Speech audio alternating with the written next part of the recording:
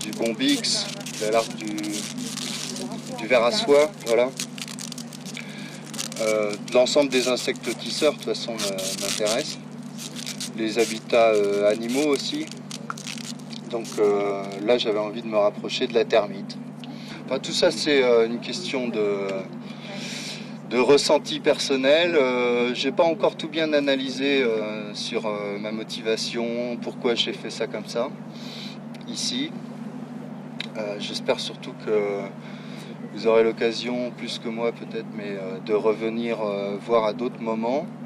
Peut-être d'y passer la nuit avec votre amoureuse ou d'y faire comme une dame qui est passée il n'y a pas longtemps, l'anniversaire de votre petite fille. Enfin, c'est un lieu qui est ouvert à plein de choses. Voilà. Et c'est ce que j'aime dans la sculpture, c'est que ce soit un lieu accueillant.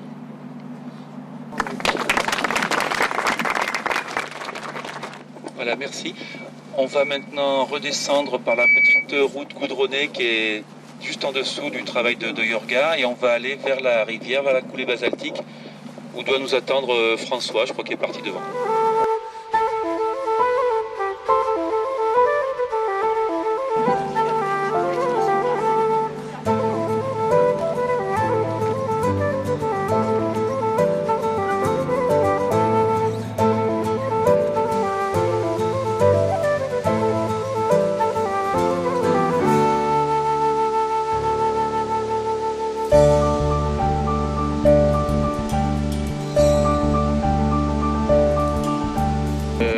Peut-être un peu fatigué et aussi parce que j'espère, je pense que vous n'avez pas besoin de clés particulières pour comprendre mon travail.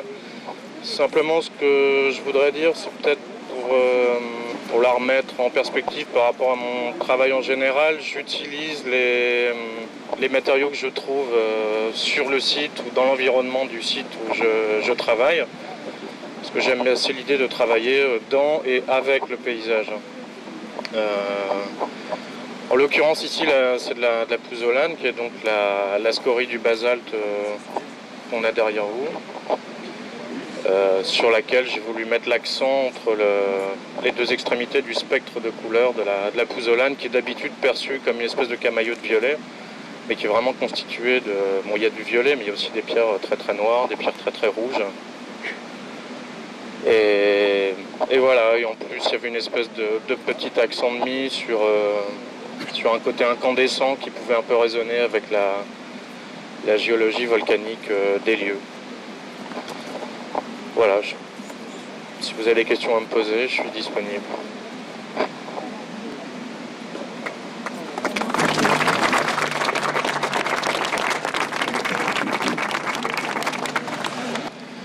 Voilà, on peut juste peut-être rajouter que c'est un travail qui est bâti donc à la chaux, donc qui est solide, mais qui n'est pas non plus fait pour être éternel, puisque c'est dans un lit de rivière avec des crues qui peuvent être assez violentes. Donc François le sait, l'accepte, son travail restera 1 an, 2 ans, ce que la rivière décidera. Voilà. J'aurais souhaité au départ le faire en assemblage pierre sèche. C'est une technique que je maîtrise à peu près. Mais comme j'ai appris qu'ici c'était très très fréquenté l'été et que ça pouvait servir aussi de lieu d'escalade, je me suis dit autant maçonner ça avec un matériau que j'aime bien aussi qui est la chaux, qui permet. Vous aviez un moule, un gabarit? Non, j'ai un compas en fait. Un compas. Je plante un bâton. Oui. À l'extrémité du bâton, j'ai une ficelle qui est un bâton au centre de la boule alors. Au centre de la boule, qui n'existe pas au début. Oui, qui est calé avec des pierres. Oui. Et en fait, la longueur de ma ficelle, c'est le rayon de la sphère. D'accord. Et donc je maçonne au fur et à mesure, en suivant. Donc en gros, si vous faites tourner une ficelle comme ça accrochée à l'extrémité d'un bâton, vous avez une sphère virtuelle. C'est un compas en 3D. Ah oui. On va maintenant remonter tranquillement au village, traverser la place, passer par la rue de l'église et on s'arrêtera à côté de l'école pour voir une partie du travail que Martine Lafont a fait avec les enfants. Et ensuite on remontera au château pour l'inauguration.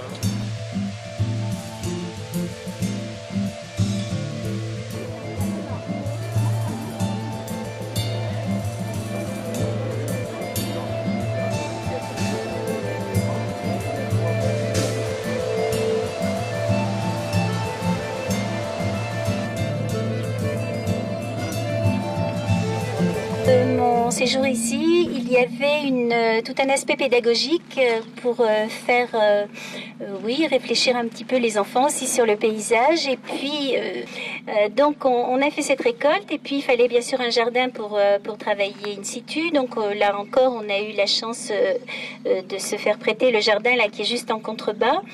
Voilà. Puis, par ailleurs, chaque enfant a réalisé un petit jardin donc dans la classe. Alors, au hasard, voilà, je prends une page, il y en a 22, il y a 22 petits jardins qui ont été faits dans des petits carrés de 20 cm de côté.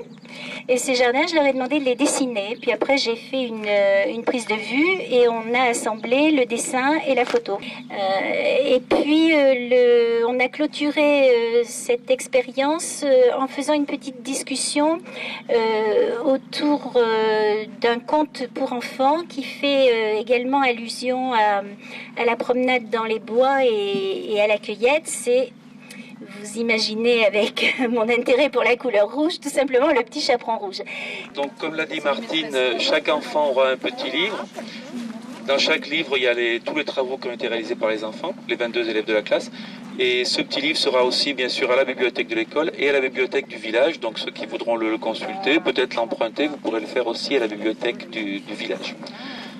On pourra aussi voir l'expo, en tout cas les photos et les dessins qui sont exposés au château de Rochemur, sur lequel on va remonter tranquillement pour passer à l'inauguration.